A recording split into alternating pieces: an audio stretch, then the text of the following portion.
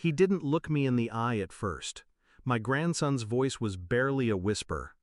"Grandpa, I want to tell you something very terrible about my parents." The air in the room seemed to thicken. I leaned down. "Tell me." When he did, my blood went cold. I stood up, walked to the phone, and dialed 911. 20 minutes later, police cars were in my driveway, lights cutting through the night. I watched from the porch as my son was led away in handcuffs. He caught my eyes, but I didn't look away. Backstory: the son I raised. When Daniel was born, I promised myself I'd be the father mine never was. Present, steady, proud.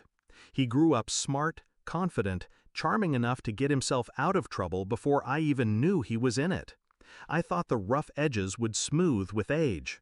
They didn't. Instead, they sharpened. He became a man who valued appearances over integrity. A man who could smile at you while taking what he wanted behind your back.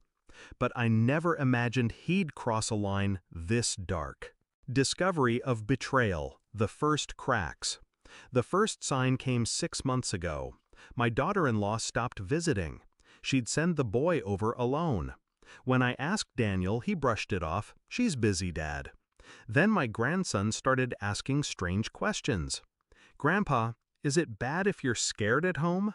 Grandpa, what happens if the police take someone away?" I told myself he was just curious. Kids ask things. But deep down, I knew there was more. Shift in mindset, listening without alerting. That night, when he asked to talk in private, I didn't push him. I just nodded and took him into the study. The way he kept glancing at the door, it told me everything about the weight he was carrying. When the words came, they were small but sharp. His father, my son, was hurting him. Not in discipline, not in anger, in ways a child should never have to describe. The room tilted. My hands shook. But I didn't let him see. I couldn't explode. Not yet. If I lost control, I'd lose the chance to end it cleanly. Execution, calling in the weight of law. I called 911. My voice was steady. "This is a report of child abuse. The victim is here with me. The perpetrator is his father, my son." The dispatcher asked if the child was safe. I told her yes, for now.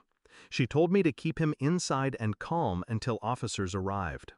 I made him hot chocolate. I kept my tone light, like we were just having a late-night chat. But inside, my heart was a drum, each beat hammering against the rage I was holding back. Climax: the arrest. The red and blue lights painted the walls before the knock came. 2 officers stepped in, one taking my statement, the other gently leading my grandson to the kitchen for a quiet talk. Minutes later, another car pulled up. Daniel walked toward the house, probably wondering why there were police here.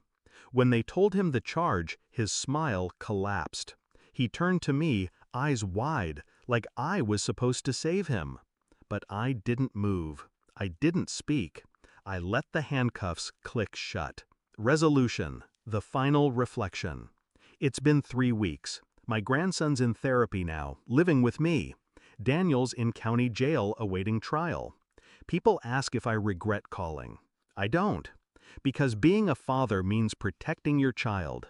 But being a grandfather? It means protecting your child's child, even if it means destroying your own blood to do it. And when I watched that squad car pull away, I realized something. Sometimes love is not saving them.